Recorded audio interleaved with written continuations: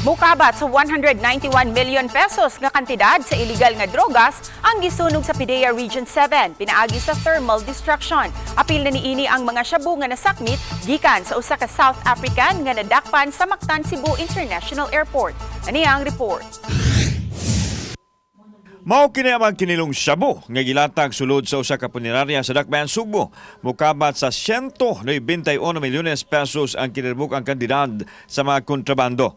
120 milyones pesos gikan sa Afrikanong si Pietro Calico nga nadakpan sulod sa Mactan, Cebu International Airport ni atong Pebrero 1. More than 28 kilos of shabu and around 168 grams of marijuana ang atong gidestroy, Sir Alan, mo balor og more than 191 million pesos. Ang atong destruction, Sir Alan, it was the first for the year. Adunay pagtugot gikan sa korte ang thermal destruction. Gani nag-ocular inspection pa man ang huwes sa wa pa kini sunuga. Sa pangutana nganong thermal destruction ang proseso sa disposal sa drugas?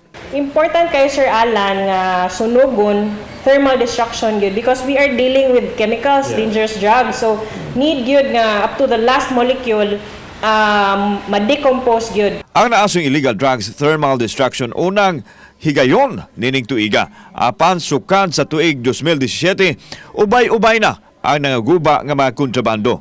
Kabahin kini sa demand reduction program sa ahensya sa Kamhanan. Hugot ang pakigalayon sa Philippine Drug Enforcement Agency, Philippine National Police ug ubang ahensya Batok sa illegal drugs. Kauban si Rod Prado, ako si Alan Domingo. GMA Regional TV Live.